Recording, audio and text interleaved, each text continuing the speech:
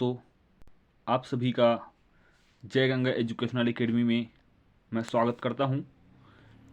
आज हम देखेंगे 2021 में हुए महिला पर्यवेक्षक में आए हुए प्रश्नों का डिस्कशन करेंगे, जिसमें हम सामान्य अध्ययन, हिंदी और साथ ही साथ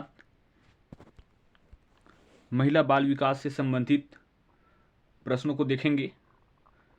जो खुली भर्ती हुआ था 2021 में, प्रीवियस ईयर क्वेश्चन। तो आइए बिना देरी की वीडियो शुरू करते हैं। तो आया हुआ पहला क्वेश्चन था कि निम्नलिखित में से कौन सी बीमारी इंसेक्ट वेक्टर के द्वारा संचारित होता है। तो इंसेक्ट वेक्टर के द्वारा संचारित होने वाला रोग होता है कौन सा? मलेरिया। तो ऑप्शन नंबर हो जाएगा आपका बी। आपका अगला प्रश्न था निम्नलिखित में से किसमें प्रोटीन एनर्जी कुपोषण सामान्यतः दिखाई देता है एवं अधिकतम घातक परिणाम होते हैं। तो ये होता है शिशु अवस्था और बचपन में। तो ऑप्शन नंबर हो जाएगा आपका सी। आपका अगला प्रश्न हो जाएगा इस राज्य के जिलों को नवंबर 2020 तक संचालित आंगनबाड़ी केंद्र की संख्याओं से सुमेलित कीजिए। तो ये प्रश्न था आपका।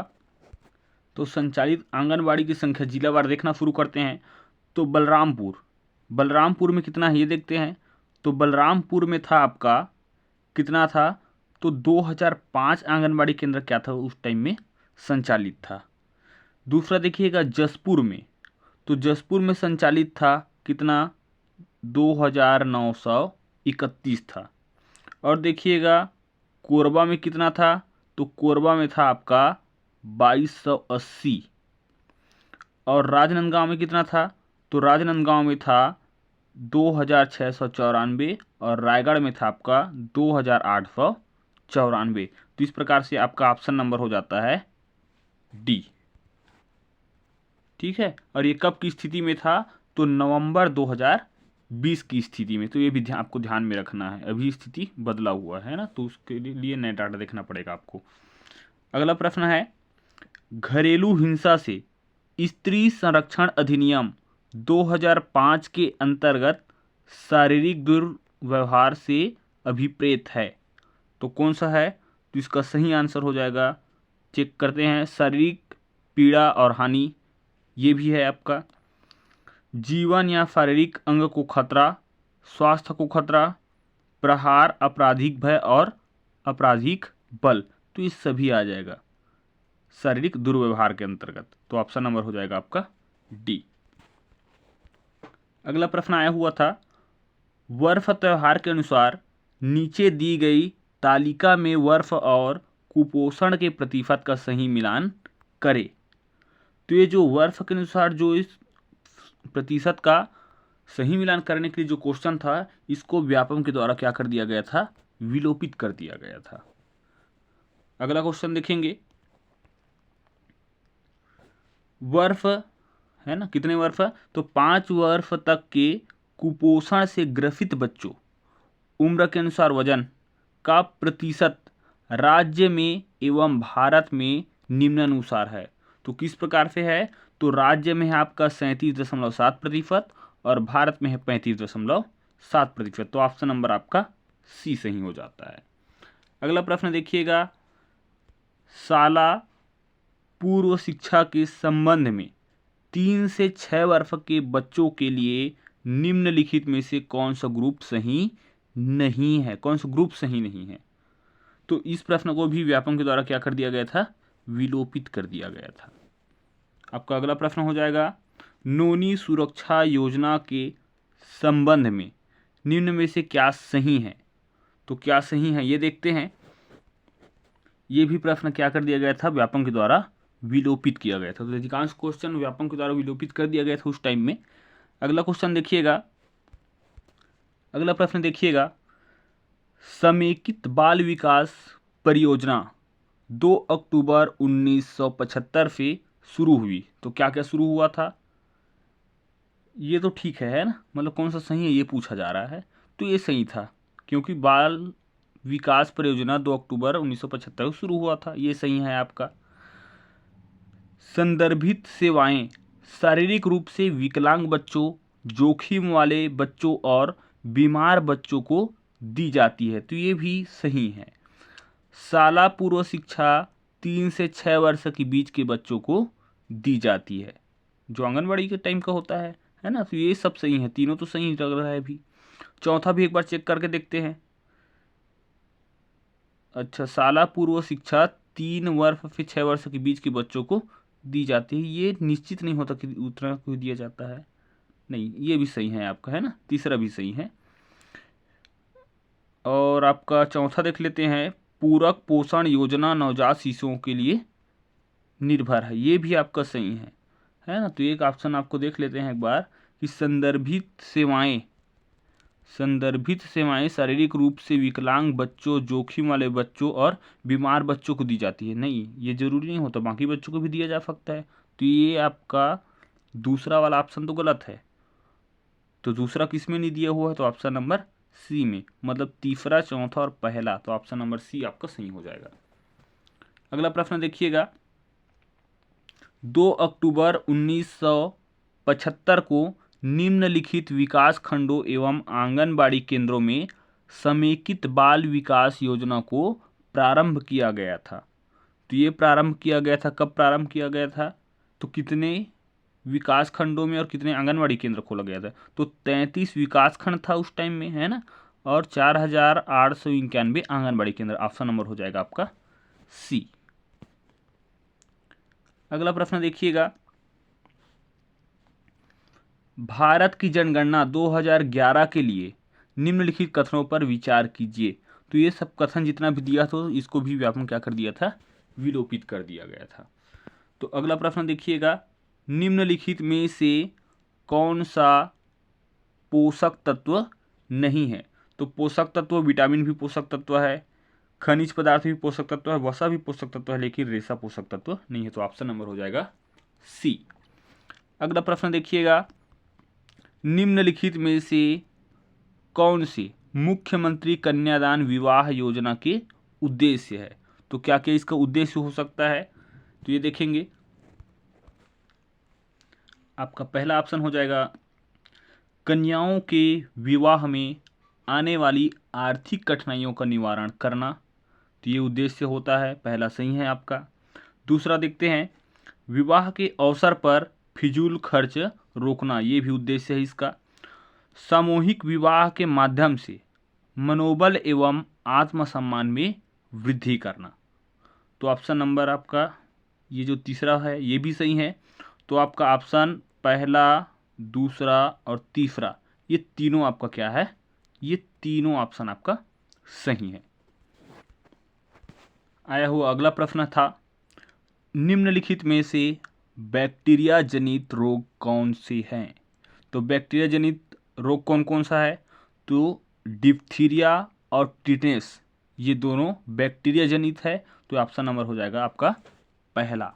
अगला प्रश्न, राष्ट्रीय स्तर पर पोषण अभियान का लक्ष्य क्या था। तो इसका लक्ष्य क्या क्या था, तो इसमें का देखते हैं।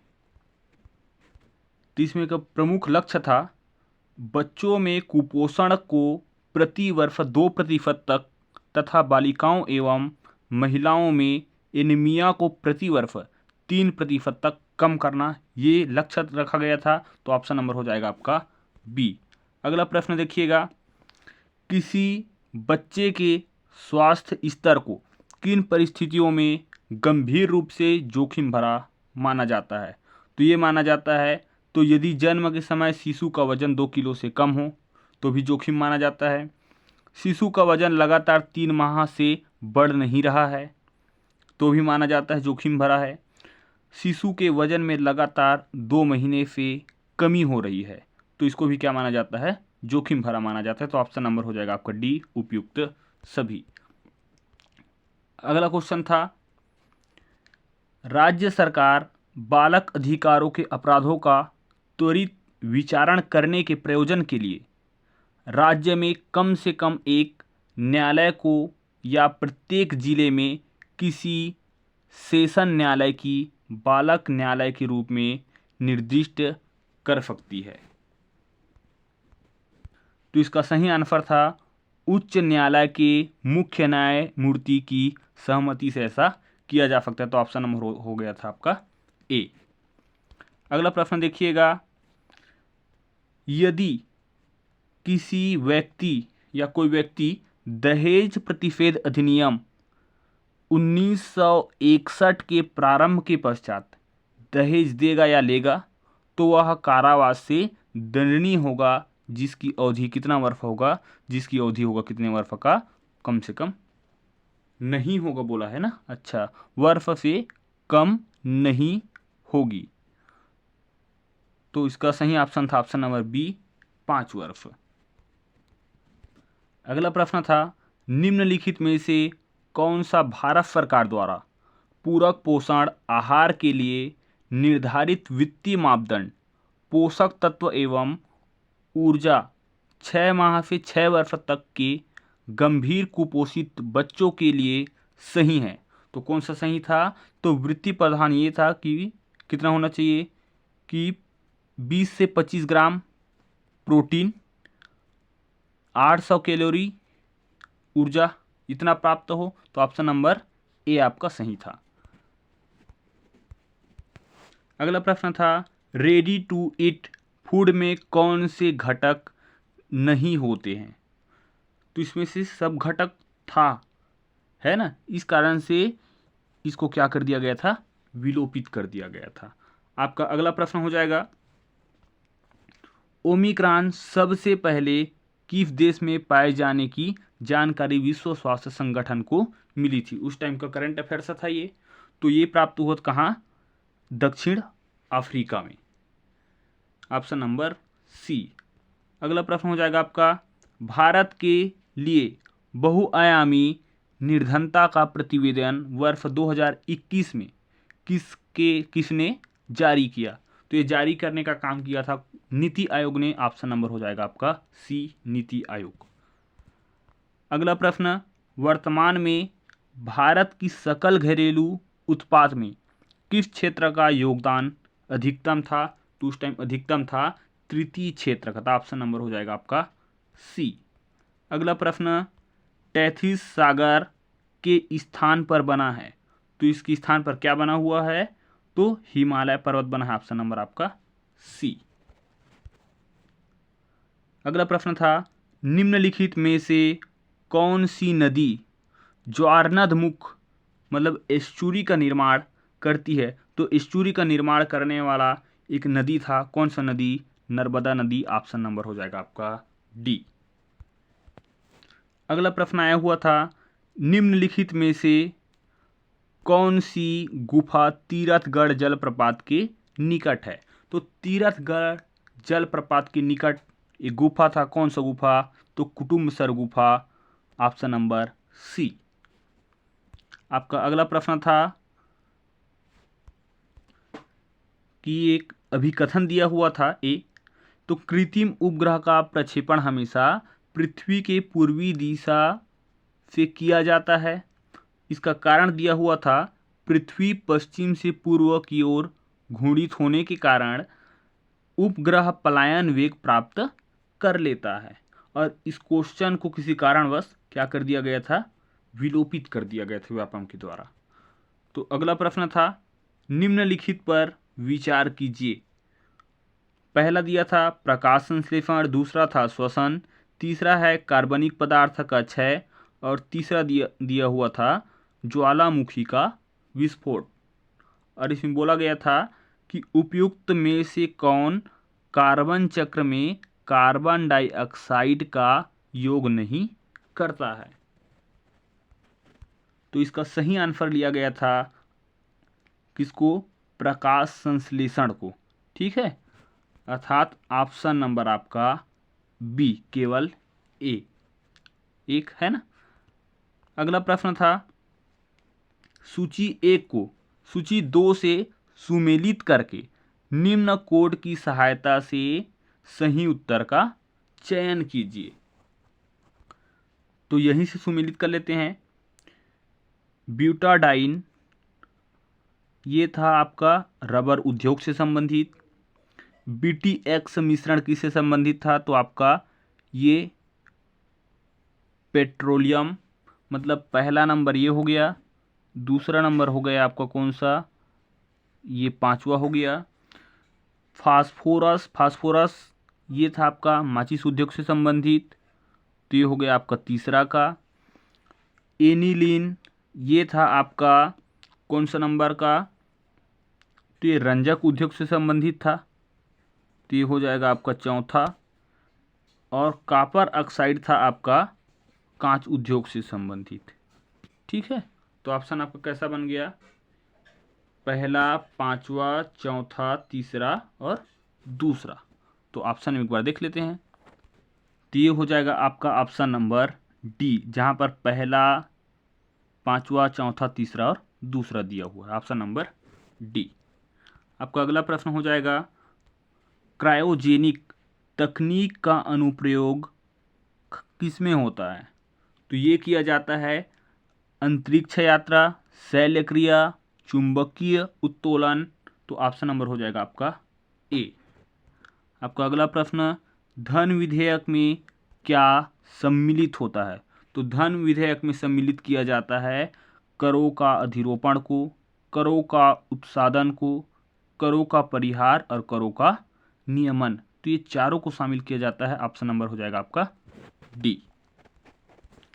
अगला प्रश्न आया हुआ था, सही क्या है, तो लोकसभा को संचित निधि पर भारित व्यय पर मत देने का अधिकार नहीं है, तो ये बिल्कुल सही है। दूसरा देखते हैं, लोकसभा को संचित निधि पर भारित व्यय पर बहस करने का अधिकार है, तो इसमें भी आपका अधिकार है। तो पहला और दूसरा दोनों सही लग रहा है, तो आपका ऑप्शन नंबर हो जाएगा कौन सा ऑप्शन, ऑप्शन नंबर सी। अगला प्रश्न देखते हैं, संयुक्त लोक सेवा आयोग की नियुक्ति की प्रक्रिया का विषय में सही क्या है, तो क्या क्या सही है ये देखते हैं। पहला दिया हुआ है राज्य विधानमंडलों के द्वारा एक संकल्प पारित होना चाहिए, तो ऐसा होना चाहिए, सही है ये। संसद विधि द्वारा संयुक्त लोक सेवा आयोग की नियुक्ति का उपबंध करेगी, ये भी सही है। तीसरा है, इसके अध्यक्ष और सदस्य की नियुक्ति राष्ट्रपति करेंगे, तो ये भी, तो ये तीनों सही हैं। तो ऑप्शन में देखते हैं तीनों सही कौन सा है, तो ऑप्शन नंबर ए, पहला, दूसरा और तीसरा सही है। अगला प्रश्न, इस राज्य के प्रथम एथेनॉल पॉइंट की स्थापना, कौन सा एथेनॉल पॉइंट की स्थापना निम्न में से किस स्थान पर की जाएगी, तो ये प्रस्तावित था उस टाइम में कवर्धा में, ऑप्शन नंबर था सी।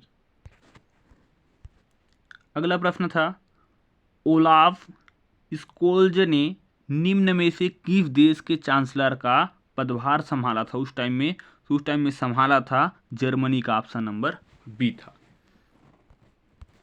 अगला प्रश्न आया था, इस राज्य को प्राप्त 2021 के राष्ट्रीय पुरस्कारों की संख्या को उसके योजना अथवा अभियानों से सुमेलित कीजिए। करंट अफेयर्स था उस टाइम का, तो ग्राम स्वराज अभियान ये था आपका 9, पहला का हो गया। राष्ट्रीय पंचायत अवार्ड मिला था 12, तो ये दूसरा हो गया। दिव्यांग जनों के कल्याण हेतु, तो ये था आपका ये पहला अर्थात 3। और पोषण अभियान में कार्य, इसके लिए अवार्ड था कितना, 5। तो इस प्रकार से क्रम में देख लेते हैं कौन से क्रम में है, तो 3, 4, 1 और 2, तो ये ऑप्शन नंबर हो जाएगा आपको कौन सा, बी।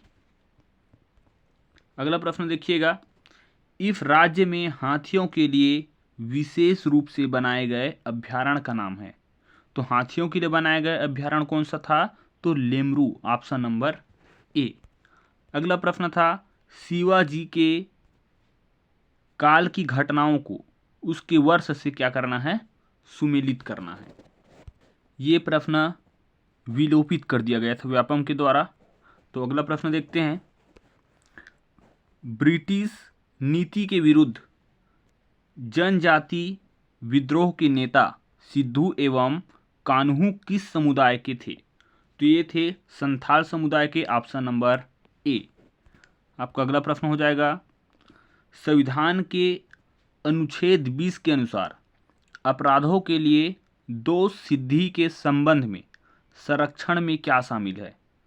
तो इसमें शामिल किया गया था, पहला था कार्योत्तर विधि से संरक्षण, इसको शामिल किया गया था। दूसरा था दोहरे दंड से संरक्षण, इसको भी शामिल किया गया था। तीसरा था आत्म अभिशंसन से संरक्षण। तो पहला, दूसरा और तीसरा सही है। तो ऑप्शन नंबर हो जाएगा आपका सी, पहला, दूसरा और तीसरा। अगला प्रश्न आया हुआ था हिंदी से संबंधित, दुर्गेश में कौन सी संधि है? दुर्गेश में संधि दिख रहा है, कौन सा संधि? गुण स्वर संधि, एक ही मात्रा दिख रहा है, गुण स्वर संधि। ऑप्शन नंबर हो जाएगा बी। आपका अगला प्रश्न है, इनमें से तत्सम शब्द नहीं है। तो तत्सम शब्द नहीं है, तत्सम शब्द है कौन कौन सा? तो कर्पूर, दुग्ध और अंटालिटिका। ठीक है, अंटालिका दिया है ना। तो ये सब क्या है? तत्सम शब्द है, लेकिन अंगूठी तत्सम शब्द नहीं है, बल्कि क्या है? तद्भव शब्द है। अगला प्रश्न देखिएगा, वाक्य का आवश्यक तत्व नहीं है। तो आवश्यक तत्व नहीं है, ये प्रश्न को क्या कर दिया गया था? विलोपित कर दिया गया था। अगला प्रश्न है, शुद्ध वाक्य की पहचान कीजिए। तो ये शुद्ध वाक्य कौन सा है? तो आशीर्वाद। ये आशीर्वाद, ये लेकिन मात्रा की वजह से गलत हो गया, ये भी मात्रा की वजह से, ये तो स लिखा हुआ है ना, ये आशीर्वाद। ऑप्शन नंबर सी ये सही है। अगला प्रश्न था, ऊ और ऊ का उच्चारण स्थान क्या है? तो इसका उच्चारण स्थान है कौन सा? ओष्ठ्य। Option number B. अगला प्रश्न, नवरात्र में कौन सा समास है? तो नवरात्र में समास हो जाएगा द्विगु समास। नौ है ना, संख्यावाचक बता रहा है। ऑप्शन नंबर हो जाएगा आपका डी, द्विगु समास। अगला प्रश्न, शुद्ध शब्द की पहचान कीजिए। तो शुद्ध शब्द कौन सा है इसमें का? तो शुद्ध शब्द है अभिषेक, ये वाला अभिषेक सही है ना, ऑप्शन नंबर बी। अगला प्रश्न था, शुद्ध वाक्य की पहचान कीजिए। तो इसमें का शुद्ध वाक्य था, उसने उसके गले में फूलों की माला डाली। Option number D. अगला प्रश्न, इनमें से कौन सा शब्द देशज नहीं है? देशज नहीं है। तो देशज कौन कौन सा? फाटक, चकचक, खर्राटा, ये सब देशज है, लेकिन कनस्तर देशज नहीं है। Option number D. आपका अगला प्रश्न, अतिथि का पर्यायवाची शब्द क्या है? तो पर्यायवाची शब्द अतिथि का होता है कौन सा? अभ्यागत। Option number B. अगला प्रश्न आया हुआ था, छत्तीसगढ़ी का प्रारंभ लिखित रूप में कब से माना जाता है? तो इसको भी विलोपित कर दिया गया था। अगला हो जाएगा आपका, हिंदी शब्द संयोजक का छत्तीसगढ़ी में अनुवाद होता है।